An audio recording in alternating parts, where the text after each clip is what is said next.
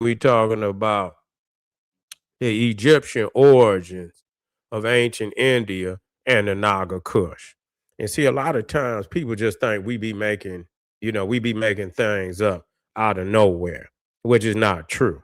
This is very heavily documented. A lot of times people don't even want to accept the documentation because it's too thorough, you see. And so now, let's deal with some things because many of the ancients, uh,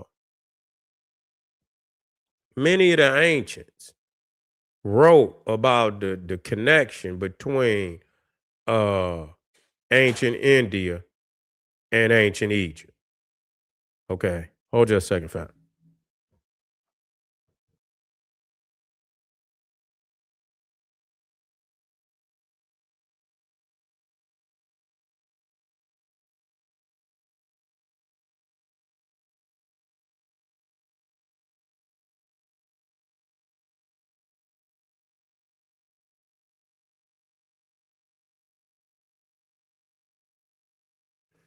Yeah, so we're talking about let me get it in here.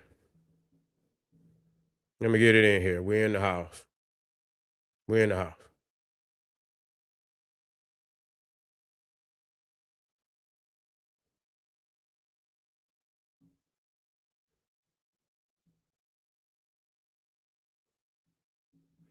So let me make sure I blow it up. So well, it's pretty. It's blowed up as best it could be. It's blowed up best as could be. So, we asked, about Diodorus Siculus, who was a Greek historian. He was born in Sicily. He lived around the first century BC. Okay, and I asked him, did Diodorus Siculus say that Osiris founded a colony in India? Okay, does it say yes? Where does Diodorus say this? Diodorus Siculus, a first century BC Greek historian, describes this in the Library of History. Okay, what was it? Book one. And it says key passages include book one, chapter 17 through 18, where it says Osiris is portrayed as a civilizing god king. He travels throughout the inhabited world. He brings culture, agriculture, laws, and religious rites. His journeys explicitly include India. So when a lot of people sit up here and say, "Oh, Seti B," man, listen here, slow your roll. The facts speak for themselves. You feel me? We got a documentation that go all the way back, you understand, to the first century BC, first century AD. And this is he BC? He's BC. BC. Okay. And so what it says is Diodorus writes that Osiris marched with an army. Didn't I tell you that they conquered? Didn't I tell you? Subdued peoples peacefully, founded cities and colonies, founded cities and colonies. So when I talk about the Naga Kush and all of this, you got to understand that people understood this from ancient times, and they've been trying to whitewash this information, you see, for a long time, but it's still continuing to get out. Left behind governors and institutions. Okay, India is named as one of the regions where Osiris established rule and institutions. Now, why would this man say some shit like that? If it wasn't at the minimum being discussed amongst the people, it was some reason why they would say that. Okay, because he's not the only one that speaks on that matter. Okay, what died, you know, and so here they go. What Diodorus actually believes. So they know this is where they got to come in and change it. That's what the AI ain't shit. It ain't nothing. It'll give you some information, but it's trying to correct it. It's trying to correct it. It's like you got to correct it. You got to, you got to change something up. And so Diodorus is not writing myth in a modern fantasy sense. In book one, he treats Egyptian gods as deified historical rulers. Use what is it? Euhemerism. Euhemerism. Gods, ancient god kings later worship. Okay, presents Osiris as a real ancient king of Egypt. So when he says Osiris went to India, he means an ancient Egyptian ruler whose memory, see, listen now, and I'm okay with that. I'm okay with that. An ancient Egyptian ruler whose memory later became mythologized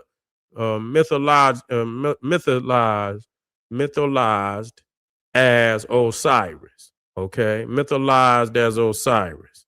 Important nuance. Diodorus does not say that Osiris ruled India permanently, that Egypt politically controlled India long term.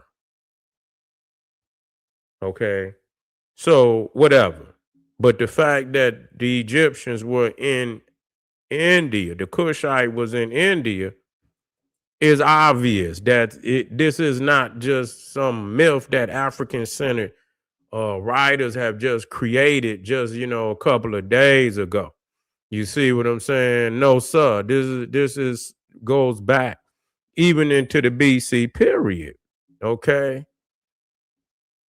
It does say Osiris reached India. He left behind colonies or institutions.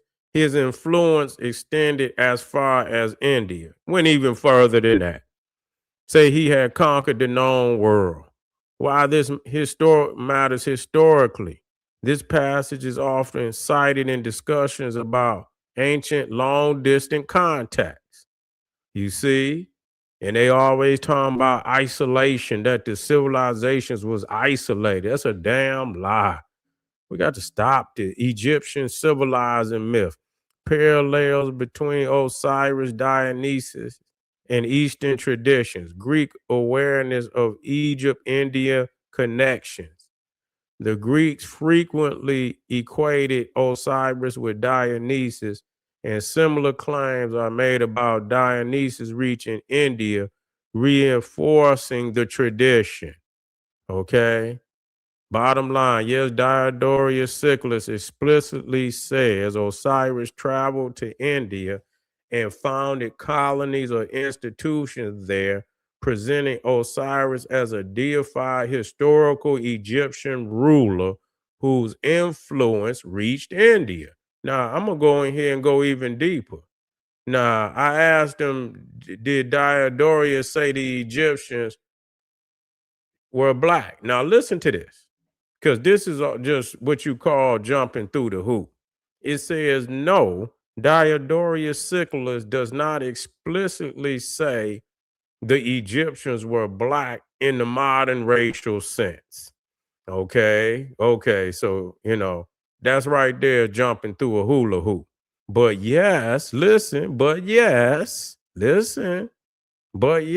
does describe Egyptians as dark skinned and links them to peoples the Greek regarded as Ethiopian. Now, what we have to understand is that the Ethiopian or the Greeks is not the modern Ethiopia. The Ethiopia to the Greeks was Sudan, which would be known as Nubia. You see, so let's be clear about that. Because when people say, you look at the Egypt, and so ain't no goddamn way if you look at the Nubians and what they look like, because a lot of people always try to do this phenotypical shit where the Nubians somehow look different than the fucking Egyptians. You see, that they were so phenotypically different. And here these Greeks looking dead at the motherfuckers in the time when they existed in ancient time. And they say the Egyptians are regarded as Ethiopian. How is that possible? What are y'all seeing that they didn't see? We got to clear that up. We got to clear that one up. You see, because that really matters. You know that the Sudan of the ancient world was Sudan. The Ethiopia of the ancient world of the Greeks was Sudan. Was the Nubians? Okay. So explain to me how the Nubians and the Egyptians is different when the ancient world was almost unanimous that they were the same. That the and listen to what he say, because Dr. Clark and Sheikh Diop brought that up. Because this is a heavy uh uh uh documentation. Now it says in Library of History, Book 3, when discussing Ethiopians and Egyptians, Diodorus writes, the Ethiopians were the most ancient people. Now, I brought that up because a lot of people, believe somehow that maybe Charles Darwin created the outer Africa. No, he did not. He took it and he flipped it and made some other shit out of it that he wanted to. But even into the Greeks, it was already known that the Ethiopians were the most ancient of people. And it was recognized as a fact amongst the ancient world. Now, whether they believe they all came from one another would have, it probably wasn't on that level, but everybody acknowledged that the Ethiopians were the most ancient people because they had the most advanced civilization, which would require far more time on the planet to acquire that knowledge. Just let's be real about that. Okay. When you look at the pyramids, it's obvious that our people been on the planet developing arts and sciences for hundreds of thousands of years to attain that level of sophistication, to build on that level. And so it says, what did Diodorus Siculus say? Not SETI, not Dr. Ben, not Sheikh Diop. He said, Diodorus says, in the first century BC, the Egyptians were colonists from Ethiopia. Damn. But that's damn near what every other book say. That's what that's what the Bible say, that Ethiopia and Egypt are brothers. The Greek mythology say that the Egyptians and the Ethiopians are brothers. So how is it almost unanimous in the ancient world, and they were looking right at them, and then we get down here in latter time, and people get confused because they've been taught wrong. Obviously, you dealing with some information that they didn't have to deal with. And that's clear. That's damn clear. So it says the Egyptians were colonists from Ethiopia. Egyptians inherited religion, laws, customs, listen, physical traits from the Ethiopians. Now, this is AI saying this shit. You see, I'll make the motherfucker say what it need to say. He describes, Ethiopians, as black-skinned with woolly hair. That's significant. Okay, that's significant.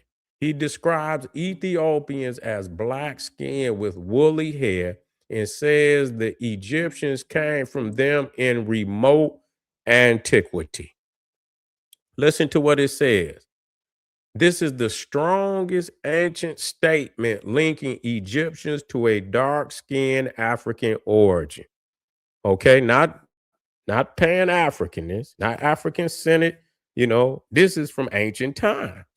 So let us find your theory in ancient. Can you find your theory in ancient times? Or is your shit something that just been made up today? That's the question. And that's what the European is, and, he because we are using his own, supposedly, because it very well does, just because it says that he was from Greece doesn't mean he was actually a Caucasian. But we would assume that he was, but the fact that we can use, Caucasian writers to document this is very extraordinary. That's very extraordinary that we can bring that up. You see, very extraordinary. Now let's go down here. or key passage paraphrase faithfully. Diodorus book 3, I believe is uh paragraph 8 through 10 states that Egypt was settled by people migrating from the south Ethiopia. Because of the sun's heat, they developed dark skin, which means what we've been saying forever. I just had a whoop ass session about a week ago about that. Because of the sun's heat, they develop dark skin. Egyptian religious practices, priesthood, and kingship, including the Medunetta, came from Ethiopia.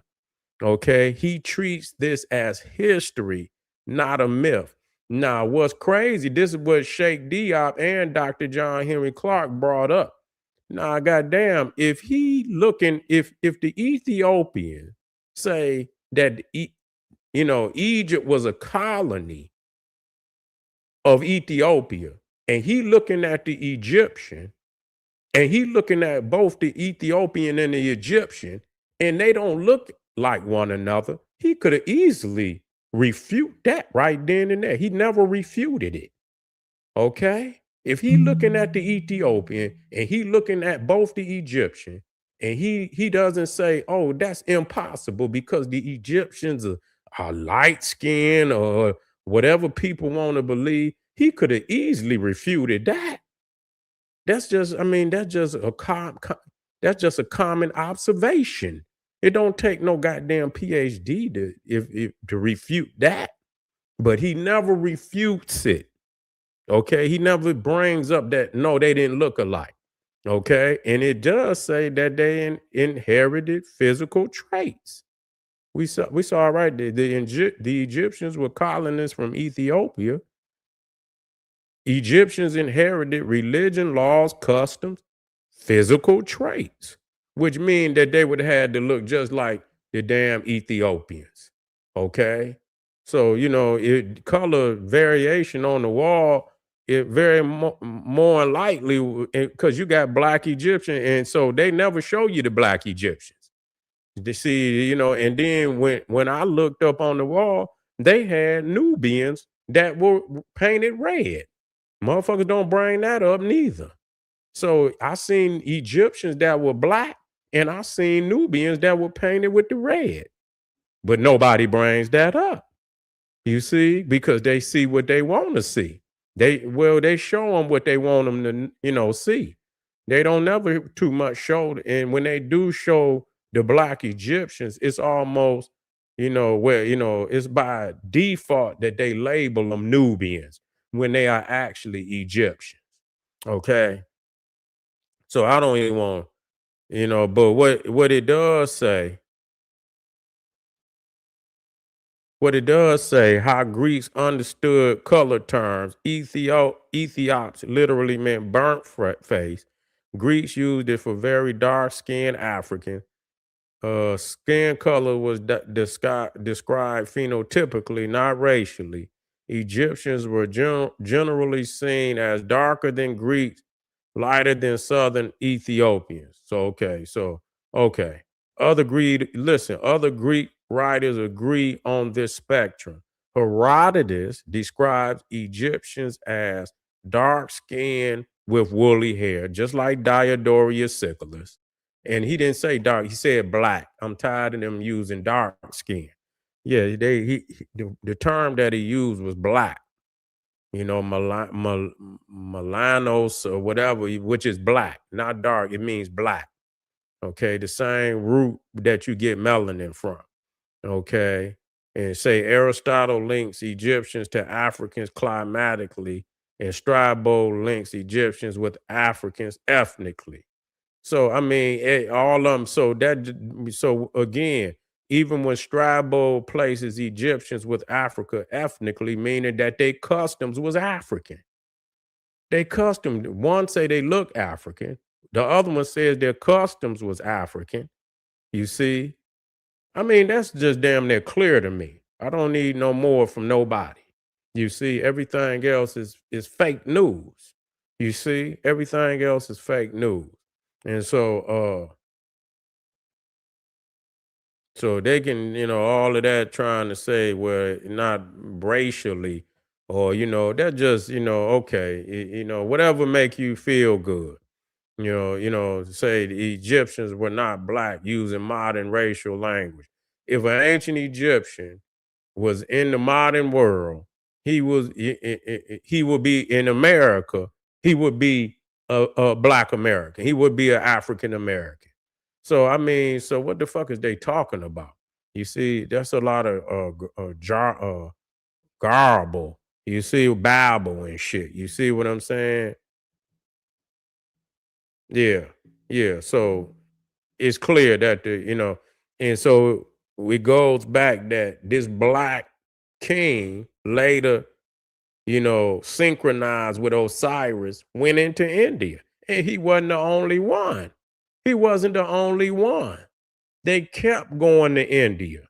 Once they established, they left. It says he left. They left governors. They left institutions, and that's clear when I show you these ancient similarities. And the truth is, just like many of the Greeks is giving up a lot of the truth, they went to the Americas too. They went to the Americas too. Okay, so they try to say that the ancient world was isolated. That's not so true. You see, that's not so true. I appreciate y'all, family. We got some more. I got to keep it moving so I can get at least a few of these heavy videos out before y'all go to sleep. You feel what I'm saying? Come right black. Hit me up. Get over there to Patreon. You feel me, family? Link up. Get some of that information. You can start at the bottom, work your way to the top. As soon as you get over there and you link up, you are already, even at the bottom, you got a heavy treasure chest. Been going for over 5 years, 6 years. So if you come in even at the bottom, you got a treasure chest to build from. So there's no reason for you not to get that work. All right, family. I'll see you back here in just a second. Arm yourself with knowledge. Bang on that wicked ass beast daily. Liberation through African education and confrontation. Booyah. Black power.